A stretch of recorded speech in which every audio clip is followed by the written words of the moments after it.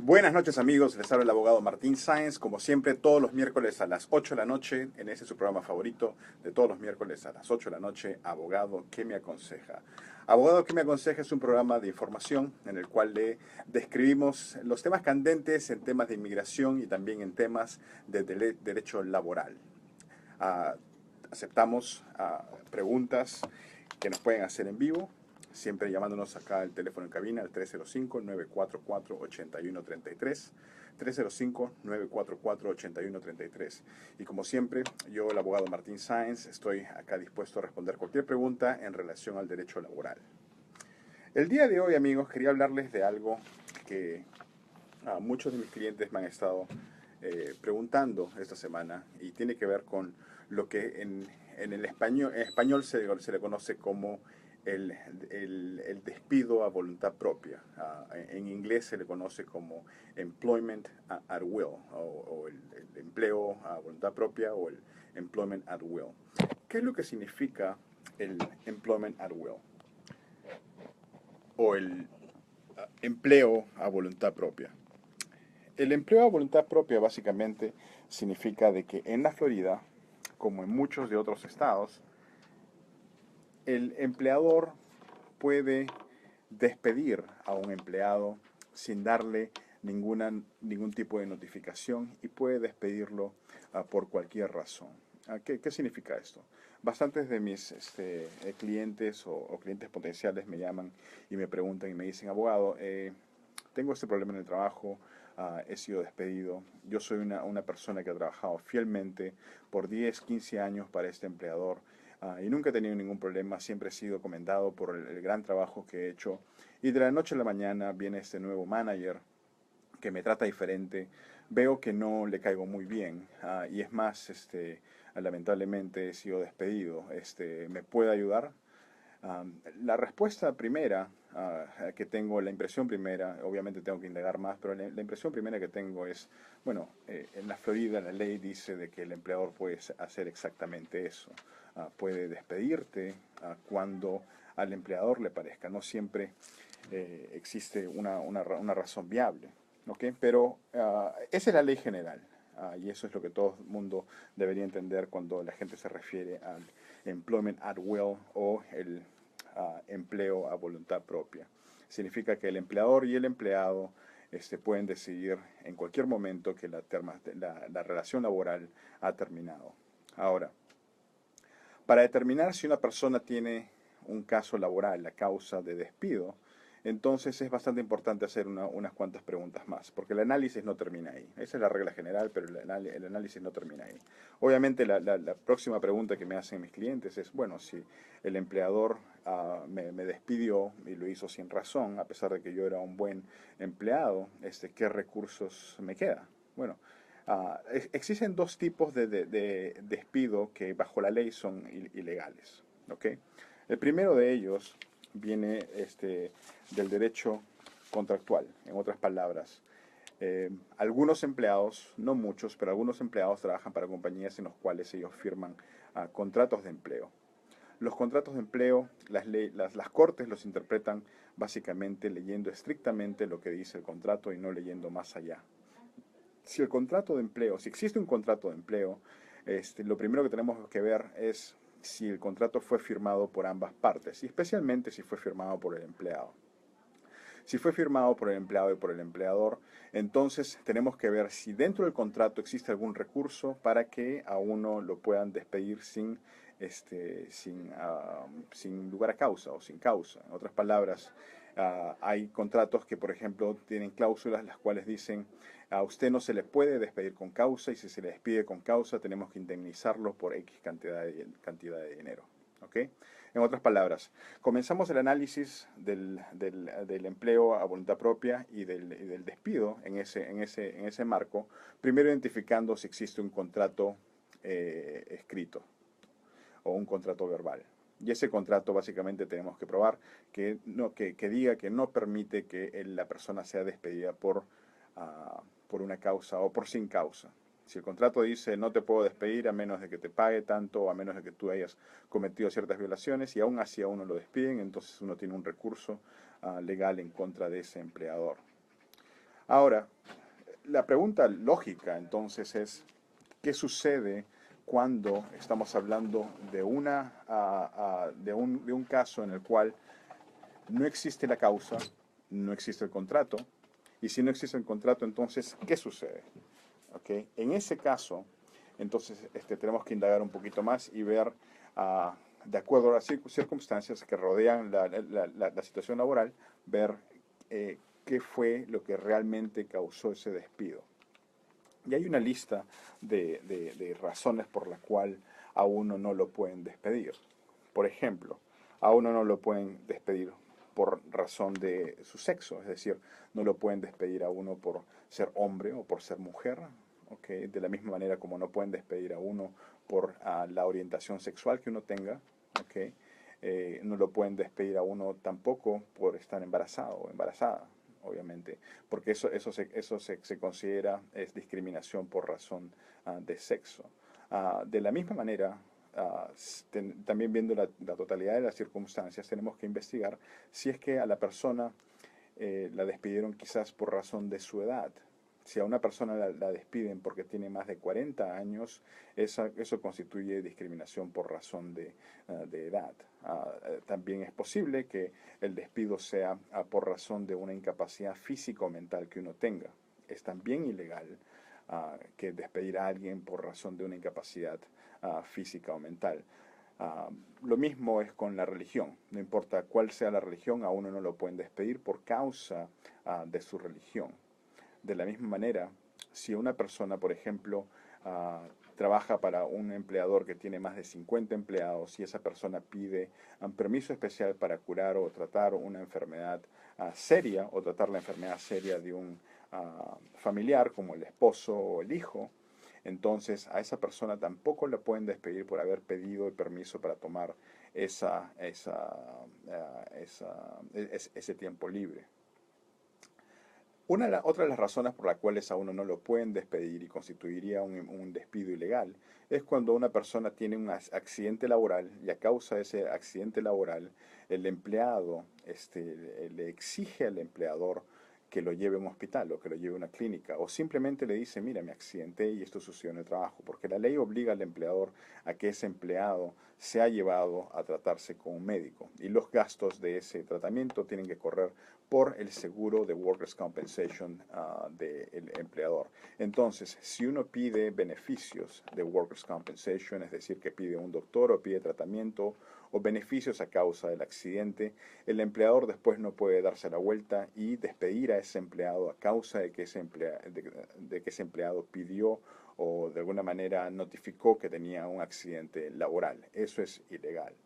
De la misma manera, una persona que, por ejemplo, en algún momento se queja de que no le están pagando el sueldo justo, es decir, no le están pagando el sueldo mínimo que le corresponde, o no le están pagando el overtime o las horas extras que le corresponden, y el empleado se queja y el empleador a causa de esa queja vota al empleado, entonces también eso constituye un despido ilegal. En otras palabras, cuando una persona es despedida, el análisis o las preguntas que yo le haría para saber si es que en realidad existe un caso en contra del empleador por despido indebido o por despido injusto o despido ilegal, primero tendríamos que ver si bajo la regla general de que a uno lo pueden despedir por cualquier razón, en cualquier momento, existe un contrato. Y si no existe un contrato o el contrato o se ha cumplido con el contrato no menciona eso, entonces tenemos que comenzar a indagar cuál fue la realidad o la causa real del despido. Y a veces eso no es tan fácil, porque muchas veces uno lo despiden y a uno le dice, el empleador le dice, mira, te he despedido porque llegas tarde todo el tiempo, ¿ok? O te despido porque sabes que no has hecho un buen trabajo, o te despido porque me contestaste, me hablaste mal, o porque te despido porque tienes el pelo largo, o simplemente no te quiero decir porque te despido y te despedí. ¿Okay? Uno tiene que mirar más allá, tiene que ver las circunstancias. Por ejemplo, si a uno le dicen te despido porque estás llegando tarde y esa persona sucede que en esos días o en esas semanas que llegó tarde o en esos meses que llegó tarde era a causa de que tenía faltas o ausencias o tardanzas excusadas porque tenía que ir a ver un doctor a causa de estar embarazada. Entonces es posible de que la discriminación no sea por la tardanza, o el despido no sea por la tardanza, sino que el despido sea a causa de que la persona, al estar embarazada, necesita llegar tarde varias veces al trabajo. Entonces, para darles una orientación sobre si usted tiene un caso laboral en contra de su empleador a causa de un despido ilegal y no está muy seguro de si el despido que le hicieron a usted fue legal o no, no duden en llamarme. Mi teléfono en la oficina es el 305-503-5131. 305-503-5131. Recuerden, yo soy el abogado Martín Sáenz. Y también recuerden, como se los mencioné la semana pasada, tenemos un website donde también puede ir a visitarnos y también hacernos preguntas por escrito. Los mensajes nos llegan privadamente. Ese website es abogadoquemeaconseja.com. Abogadoquemeaconseja.com. Y en Abogado que me aconseja, este programa, su programa favorito de todos los miércoles a las 8 de la noche, le damos la bienvenida al doctor Luis Guerra, experto en inmigración. ¿Cómo estás, Luis? Hola Martín, buenas noches a ti y a toda la audiencia de Abogado que me aconseja. Estamos una vez acá, contentos una vez más al lado tuyo, respondiendo preguntas, tratando de aclarar algunos temas de las leyes, las leyes de empleo y las leyes de inmigración.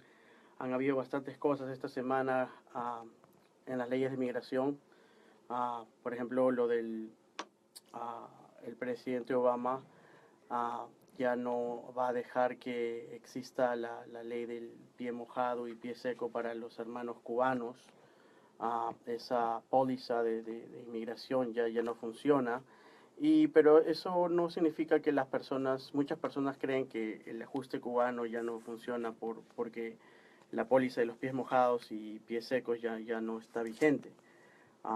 Para todas aquellas personas que son cubanos y están aplicando a casos a través del ajuste cubano, que es una ley especial para que los hermanos cubanos puedan obtener una residencia, estén tranquilos por ahora, porque no ha cambiado nada y todavía van a poder obtener su residencia a través de la ley de ajuste cubano. A este viernes sabemos que el nuevo presidente Trump va a tomar posesión del cargo y definitivamente vamos a orar para que todo le vaya bien y vamos a ver seguro algunos cambios en las leyes, pero hay que ser optimistas. Como te dije la semana pasada, Martín, con Dios todo está bien. Perfecto. Y aquellas personas que nos están mirando en Facebook, ya saben, vayan a Facebook, Abogado que me aconseja, y pueden mirar este programa que estamos transmitiendo en la radio, lo pueden mirar en vivo a través de video.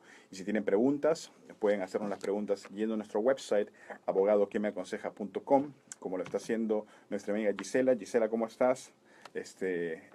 Muchos saludos desde aquí. Ya saben, amigos, aquí en la radio también tenemos el teléfono 305-944-8133, 305-944-8133. Luis, hablando el decreto que pasó Obama, ¿cómo eso específicamente afecta a aquellos cubanos que ya están en los Estados Unidos, a diferencia de aquellos cubanos que quizás tengan pensado o estén en tránsito a venir a los Estados Unidos? Bueno, Martín, te explico un poquito para que se pueda comprender mejor, para que los oyentes que no están familiarizados con esta póliza de los pies mojados y pies secos, vamos a darle un poquito de historia a esto. En el año 1995, el presidente Clinton declaró que las personas cubanas que vienen a los Estados Unidos, una vez que llegan acá, llegan a la tierra de la libertad, pueden, a pesar que entran ilegalmente, la mayoría entran van a hacer una travesía de unos días en botes, a veces en llantas, llegan por la búsqueda de la libertad, llegan acá. Las personas que pueden tocar tierra, hasta hace poco, se presentaban a inmigración, a la oficina de inmigración y les daban un parol. Un parol es un permiso especial de entrada y con este parol podían obtener beneficios, podían obtener permiso de trabajo, podrían obtener algunos beneficios sociales, por ejemplo, a lo mejor dinero para estudios, algunos tipos, unos bastantes beneficios sociales. Pero después del año y un día de haber entrado con el parol, los hermanos cubanos podían utilizar el arma, la ley del ajuste de estatus para obtener una residencia en los Estados Unidos. Ahora el ajuste cubano, el ajuste de estatus cubano no ha parado. Lo único que ha parado es el beneficio de que una persona cubana venga y por el solo hecho de que llega a tierra y sin ser interceptado por inmigración o por la aduana y la patrulla fronteriza, uh, ellos ya no van a poder obtener ese parol. Pero sin embargo, de todas maneras van a poder pedir un asilo, como mucha gente lo hace que entra ilegalmente y que como mucha gente lo hace, piden un asilo al ingresar a los Estados Unidos cuando son interceptados generalmente en la frontera de México. Entonces van a pedir un asilo y primero, antes de pedir el asilo, van a tener que demostrar que se merecen poder pedir un asilo. Y eso es a través de una entrevista que le dicen la entrevista del miedo creíble, que es una entrevista bastante sencilla en la que la persona que viene ilegalmente tiene que decirle al oficial, mira, yo estoy perseguido en mi país por tal situación o mi vida está en peligro por tal situación. Y después el oficial lo que va generalmente dicen es que ok, ya pasaste la entrevista del miedo creíble, ahora eres elegible para poder solicitar un asilo. Una vez que se solicite el asilo, ahí entran las leyes del asilo, en que tiene que presentar pruebas de que son personas que son perseguidas en sus países por su raza, por su religión, por su opinión política, por su orientación sexual, por pertenecer a un grupo especial. Antes los hermanos cubanos no tenían que hacer eso, pero ahora van a estar como todas otras personas y poder hacer eso. Ahora, las personas que ya están acá, los hermanos cubanos que llegaron acá, lo más seguro es que ya han pedido el parol antes del 12 último, del 12 de enero último. Entonces ellos no van a tener problemas en seguir con el ajuste de estatus después del año y un día. ¿Okay? Uno de los requisitos para el ajuste de estatus es haber ingresado legalmente o a través de un parol. Las personas que tienen parol, perfecto, pueden y son cubanos, pueden obtener el ajuste de estatus cubano después del año y un día.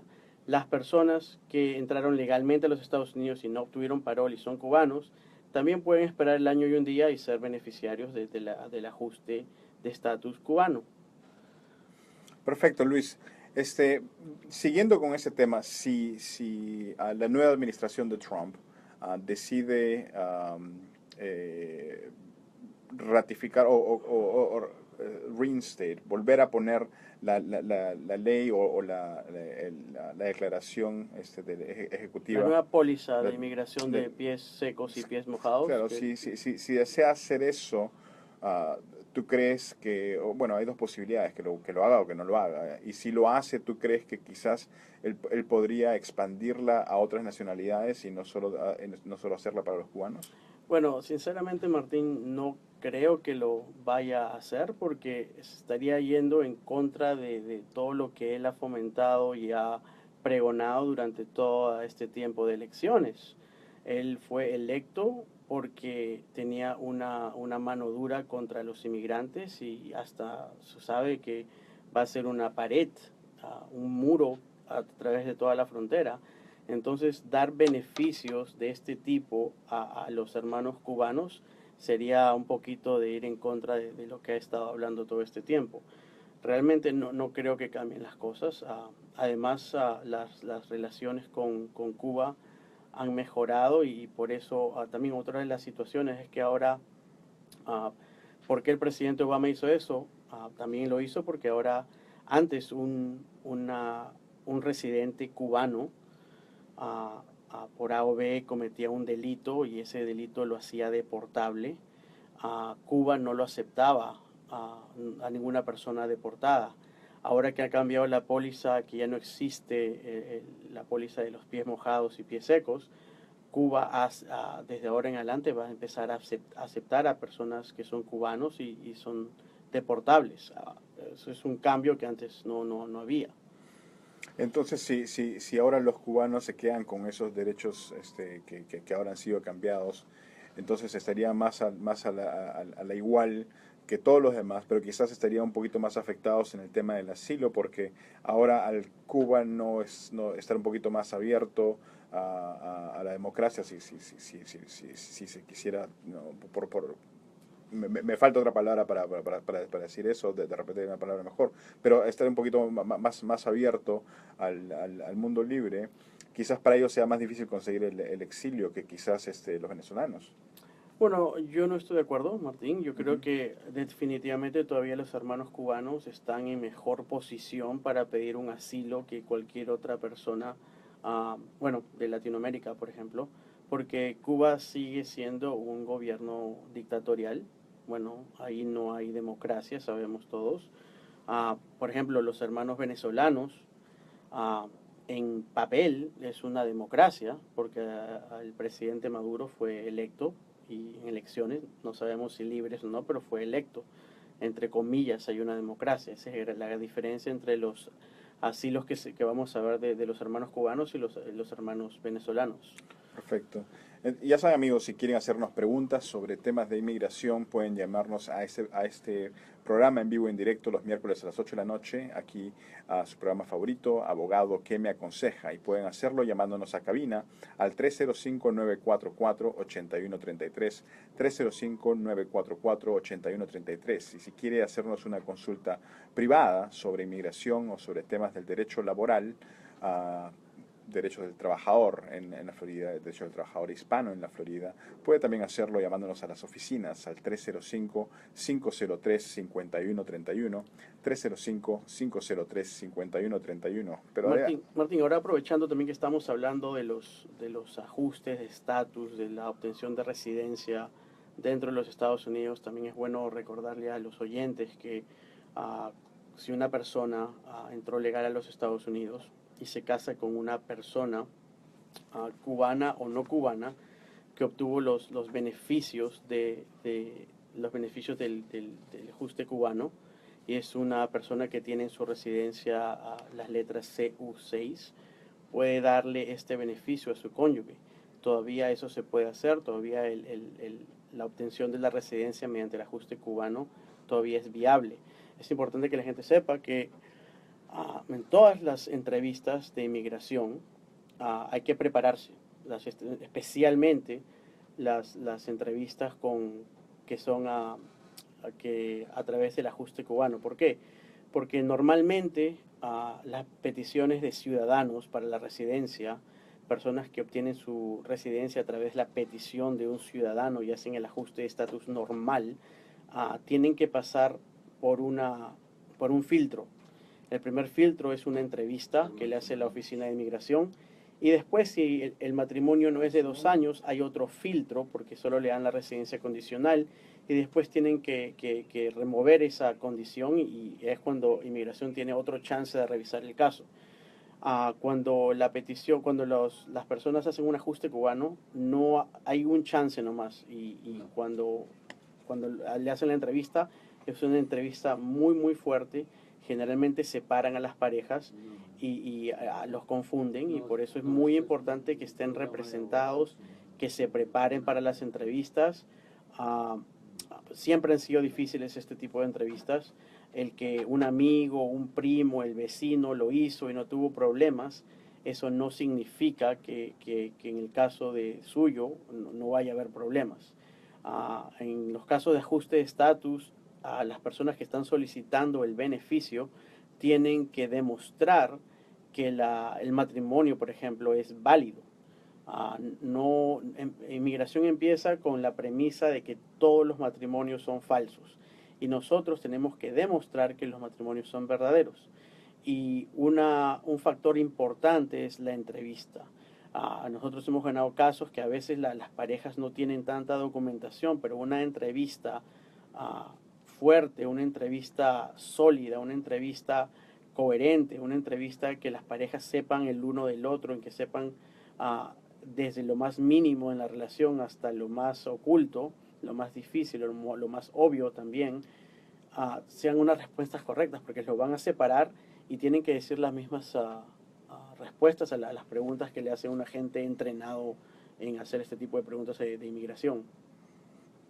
Ya saben amigos, este es su programa favorito, Abogado que me aconseja, todos los miércoles a las 8 de la noche, donde les hablamos en vivo de temas candentes de inmigración y del derecho laboral aquí en la Florida. Nos puede llamar a cabina al 305-944-8133, 305-944-8133. Una de las cosas que les hablé al inicio de este programa era del despido indebido o el despido injusto en el tema de los derechos de los trabajadores aquí en la Florida. Cuando hablamos específicamente de un caso, ¿okay? Un consejo que tengo para todos aquellos amigos que están atravesando algún tipo de bullying o quizás que han sido despedidos o que estén a punto de ser despedidos, porque uno sabe cuando uno lo van a despedir. Tengan en cuenta dos cosas. Si usted siente que está siendo discriminado, tome nota de los nombres y los apellidos de las personas que siente que están discriminando en contra de usted. Tome nota de cuándo ocurren esta discriminación, a qué hora, qué día, qué cosa específicamente le están diciendo. Por ejemplo, si usted siente que usted está siendo discriminado a causa de su edad, tome nota, por ejemplo, el día que su compañero de trabajo, su jefe le dijo viejo, o que no sirves por tu edad, o que no puedes hacer eso porque estás muy viejo, o que ya deberías retirarte, o que qué haces trabajando, porque no estás colectando tu retiro. Esos son tipos de comentarios que se hace en una atmósfera de un ambiente laboral en el cual están discriminando en contra de una persona a causa de su edad. Entonces, mi primer consejo es: tome nota, detalles, quién lo dijo, qué fue lo que dijo, a qué hora lo dijo, cuándo lo dijo, específicamente qué fue lo que dijo es muy importante.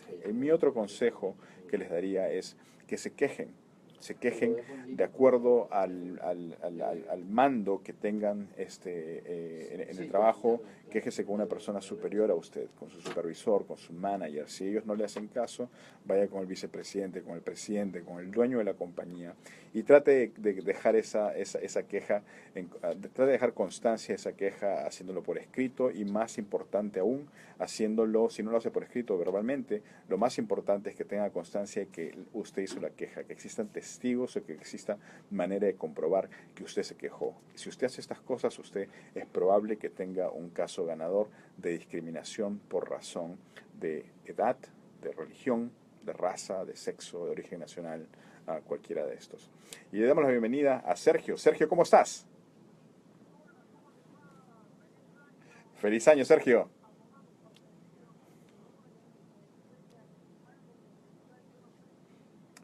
Gracias, Sergio. Gracias, Feliz Sergio. año y Feliz gracias año. por seguirnos.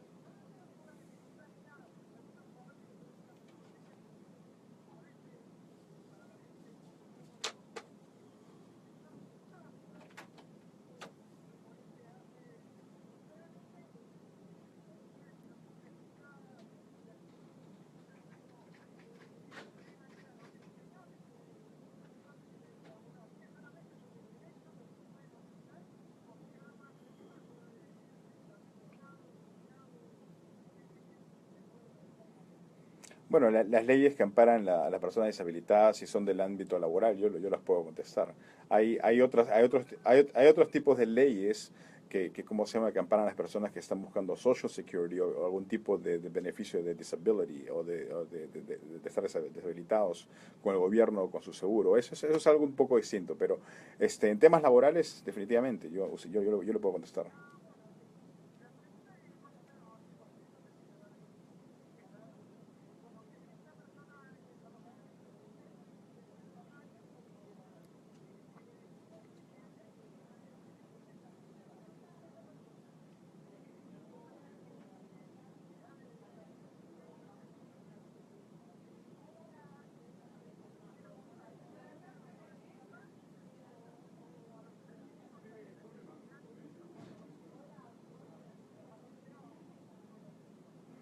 Bueno, eso es el tema del seguro, y eso es el tema de Social Security. Eso no tiene nada que ver con el trabajo. Con el trabajo tendría que ver, por ejemplo, si a causa de esa incapacidad o estar deshabilitado, a causa de eso sufre repercusión negativa de parte de su empleador, que ya sea que lo despidan o que no le den más contratos. Claro,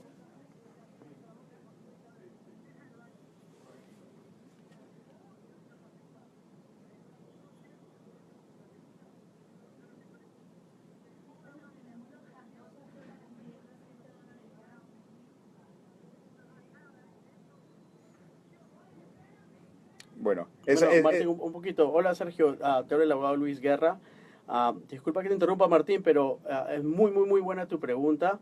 No es mi fuerte, pero a lo mejor para que todos entendamos un poquito la pregunta, es, yo no sé, pero Martín, a lo mejor tú sabes de dónde proviene el dinero que le dan a una persona deshabilitada cuando va a pedirlo al Social Security. ¿Viene es, de la bolsa que uno acumula como trabajador en los Estados Unidos o viene de otro fondo aparte? hay tres tipos hay tres tipos de fondos. Hay,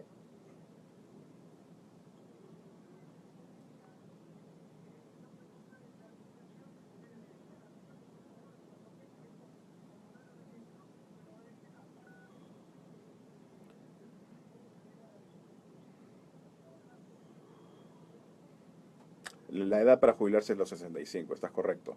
Hay tres, sí,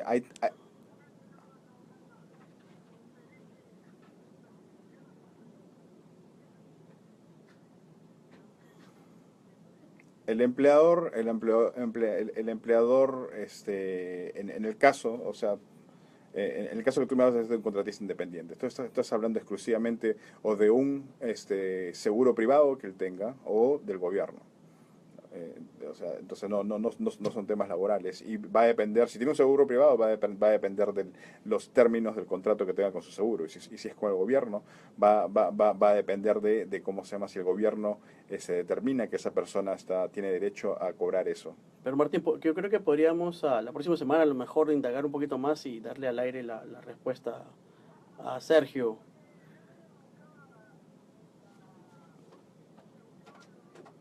Al Mauricio, buenas noches. Eddie, Eddie, ok.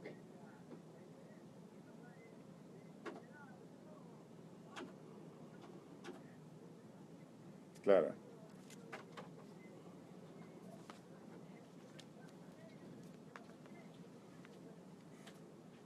La edad y la incapacidad.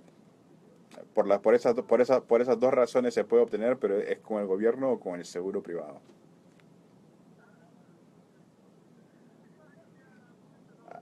Gracias, Sergio. A usted, Sergio, Amén. muchas gracias. Bendiciones. Buenas noches, Eddie, ¿cómo estás? Muy bien.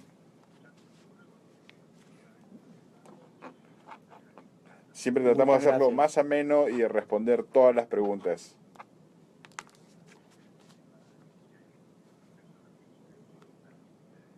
Adelante.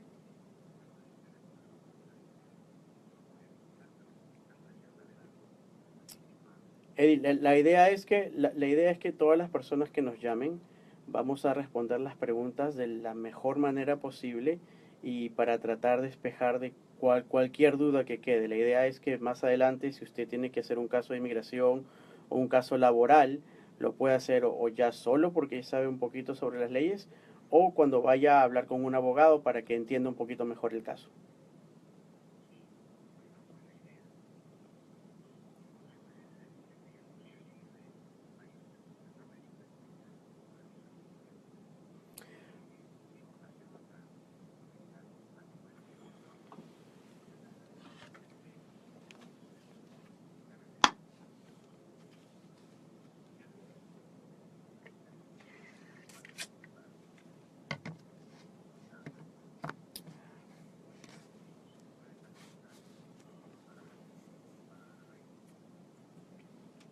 La residencia para petición.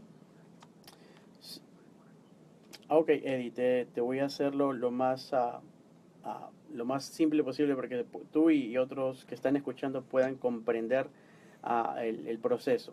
Primero que todo, para las personas que escuchan, la visa múltiple que se refiere Eddie es una visa que se daba anteriormente a la visa múltiple indefinida. Es una visa de turismo que se daba que no tenía expiración. Ahora las visas de turistas que se dan, las visas B1, B2, se dan por un tiempo máximo de 10 años. ¿Ok? Ahora, Eddie, ¿tus hijos tienen más de 21 años?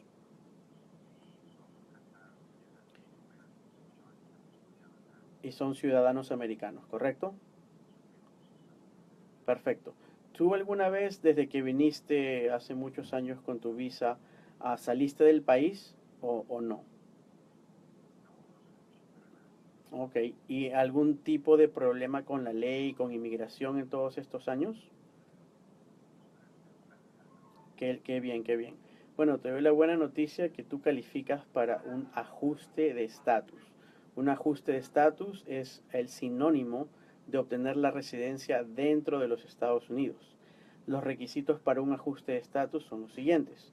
Número uno, haber entrado legalmente a los Estados Unidos ah, y, y permanecer legalmente durante el tiempo de espera de la petición, si hay una petición, pero en tu caso, como es una petición de hijo, no vas a tener que haber mantenido la estancia legal. Bueno, el número dos es tener una petición que te la pueden hacer cualquiera de tus hijos, siempre y cuando sean mayores de 21 años. El requisito número tres es que tú solicites la residencia. Se puede enviar la petición conjuntamente con la petición de residencias, o sea que van a ser dos peticiones al mismo tiempo. La petición de tu hijo, la I-130, el gobierno de los Estados Unidos acaba de subir el precio y cobran $535. Al mismo tiempo vas a tener que llenar el formulario I-485, que es en el cual tú pides tu residencia, porque como entraste legal, como tienes una petición de hijo, y las peticiones de hijo mayor de 21 años son inmediatas, o sea que no hay ninguna espera. Ah, Haces el pago, después también puedes pedir tu permiso de trabajo, que es el formulario I-765. Vas a también poder vas a poder dentro de más o menos 2 semanas después de que envías todo, te van a enviar unos papeles para que vayas a tomarte primero te van a llegar los recibos que han recibido el dinero y que el proceso de ajuste de estatus va en marcha, y te van a dar los números de caso para que tú puedas revisarlos en el sitio web de inmigración. Después, a los días, te va a llegar una cita para que vayas a tomarte las huellas digitales en cualquier oficina en la oficina local de donde depende de donde tú vivas. Después de hacer la cita de las huellas digitales, a los 3 meses más o menos, te va a llegar tu permiso de trabajo. Cuando tengas el permiso de trabajo, vas a poder ir a la oficina de Social Security y obtener tu Social Security si no lo tienes. Después, con el permiso de trabajo y con el Social Security, vas a poder ir a obtener tu licencia si no la tienes, o si la has tenido en el pasado, la vas a poder renovar. Después, generalmente a los meses, te va a llegar una entrevista y vas a tener que ir a la entrevista y contarle que puedas demostrar que tu nombre está en la partida de nacimiento de tu hijo ciudadano. No vas a tener ningún problema y vas a poder obtener la residencia. Como no has tenido ningún problema con inmigración, ningún delito, ningún problema con la ley, no vas a tener ningún problema, vas a poder ser residente. Y en 5 años después de obtener la residencia vas a poder aplicar por una ciudadanía a través de otro trámite, que es el trámite de naturalización con el formulario N-400. Sé que hablo bastante rápido, pero espero que me hayas podido captar todos los conceptos. Ok, una vez más, gracias por su llamada.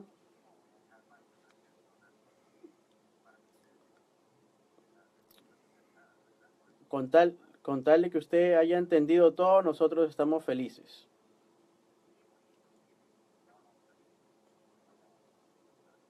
Gracias, bendiciones. El teléfono de nuestra oficina es el 305-503-5131, 305-503-5131.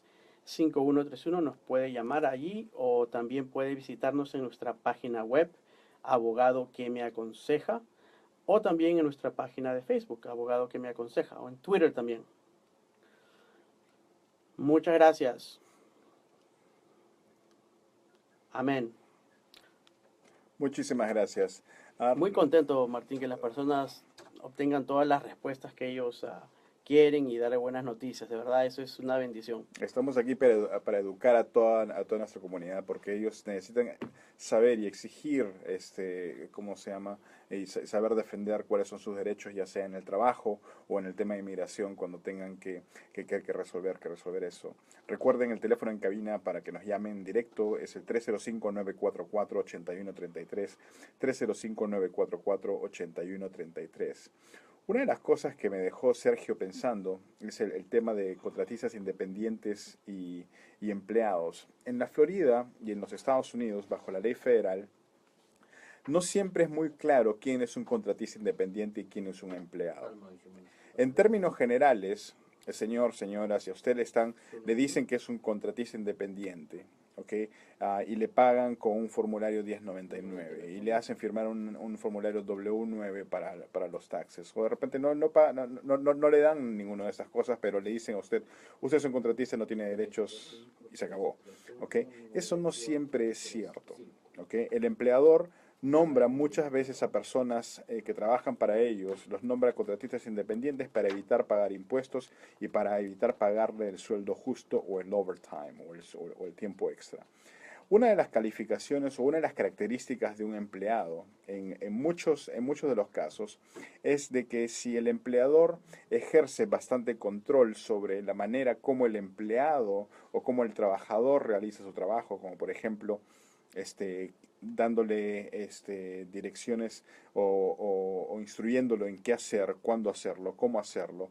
Si el trabajador trabaja por un largo tiempo para el mismo empleador, si el trabajador, por ejemplo, tiene un horario, ¿ok?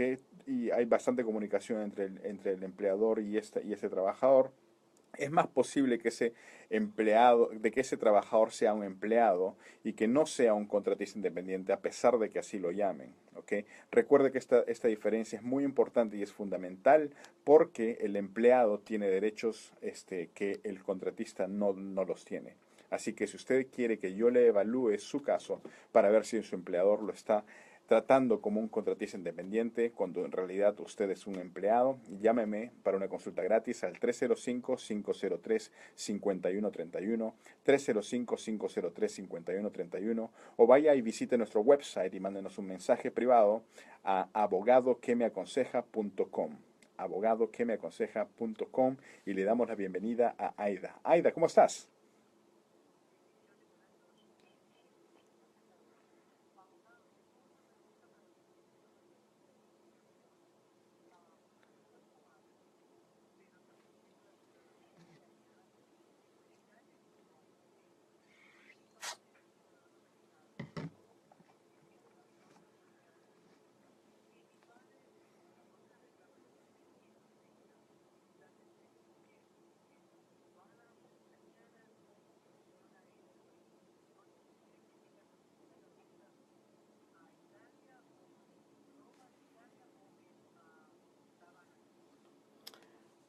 Señora Aida, gracias por su llamada. Le habla el abogado Luis Guerra. Ah, Su pregunta es muy común. Su padre ciudadano la puede pedir a usted. ¿Usted es mayor de 21 años o menor de 21 años? Es mayor de 21 años. Su padre la puede pedir, pero la lista de espera es bastante larga, porque no es una petición inmediata para los ojos de inmigración, para los estatutos de inmigración. Yo sé que hay una relación de hijo-padre, pero para inmigración, ah, ese tipo de petición se demoran bastantes años. Más o menos estamos viendo como 10 años, más o menos, que tiene que esperar, de 8 a 10 años.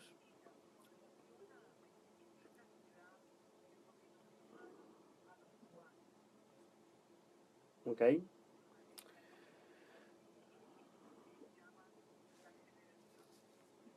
Usted está hablando de la reunificación familiar. Para los pero déjeme responderle la pregunta anterior y después tomamos eso de la reunificación familiar. Primero, su papá, su padre, la puede pedir como cubana o la puede pedir como italiana, de ambas maneras. Si usted se encuentra fuera de los Estados Unidos cuando todos estos años pasen, la entrevista va a ser en Cuba, si la pidió como cubana, o en Italia, si la pidió como italiana, pero al final es donde usted reside, no necesariamente en su país de origen. Puede que por A o B, por las situaciones de la vida, usted esté viviendo en México o en Canadá, allá también puede obtener su cita. Pero lo importante en este caso es que se va a demorar bastante. Ahora, si la pide como cubana, usted va a poder ser elegible para la reunificación familiar para los cubanos. Y a lo mejor el tiempo de espera, en vez de esperarlos fuera de los Estados Unidos, lo va a poder esperar dentro de los Estados Unidos. ¿Okay? Una alternativa para usted es a lo mejor puede hacer el ajuste cubano. Tiene que quedarse en los Estados Unidos 1 año y 1 día y somete las solicitudes a inmigración y puede obtener la residencia de esa manera. Pero habría que evaluar su caso, tendría que venir y a ver qué se puede hacer. Algunos sábados sí, otros no, dependiendo. Tenemos oficinas en Aventura, en Boca Ratón y en Fort Lauderdale. Tendría que llamar para ver.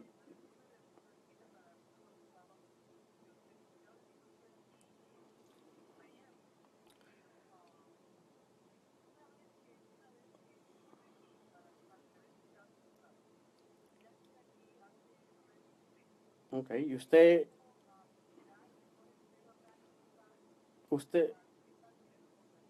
correcto, usted ingresó con su pasaporte italiano, me imagino, ¿no? Ok, y como ingresó con su pasaporte italiano, usted no necesitó una visa, sino solicitó una entrada solo con el pasaporte. Correcto, para aquellas personas que nos escuchan, eso es lo que más conocido como un visa waiver. Las personas que ingresan con visa waiver solo se pueden quedar 90 días y no pueden extender la estancia en los Estados Unidos. Entonces usted si se queda estaría fuera de estatus, estaría sin ningún tipo de estatus, estaría violando las leyes de inmigración después del día 91. Y sería un riesgo, pero ese es el riesgo que usted se tendría que tomar, ¿no? Para poder obtener los beneficios del ajuste cubano. Es también muy importante, correcto, si se quiere quedar y hacer la residencia acá. Ahora, las personas que tienen el beneficio del visa waiver y entran a los Estados Unidos sin una visa, solo se pueden quedar 90 días, como lo dije anteriormente, pero es importante que sepan que como entran fácilmente, también son expuestos a una deportación inmediata. La mayoría de personas que entran con visa y son puestos en casos de deportación tienen la probabilidad de hacer una defensa frente al juez de inmigración. Las personas que entraron con visa waiver, la única defensa que pueden hacer es un asilo. Son varias cositas de la ley que hay que explicar. Pero bienvenida a nuestro programa y definitivamente nos da una llamada y le vamos a hacer una cita. Y quería aprovechar esta oportunidad, Martín, si me dejas, para mandarle un saludo muy especial a mi esposa, Olga Guerra. Hoy día cumplimos 2 años de casados y Felicitaciones. casi 5 años juntos y de verdad estoy bendecido desde el día en que ella vino a mi vida, porque si no fuera por ella no hubiera conocido a Dios, Martín, de la manera que lo conozco ahora y tampoco tendría la linda familia que tengo. Mi amor, te amo más que ayer, pero menos que mañana. Saludos a todos. Saludos a todos, te felicito Luis, te felicito a ti también Olga, te quiero, un abrazo muy grande, celébralo bastante y recuerden, este es su programa favorito de abogado que me aconseja, puede llamarnos para sus preguntas en inmigración o en temas del derecho laboral al 305-503-5131, 305-503-5131, los queremos y hasta la próxima.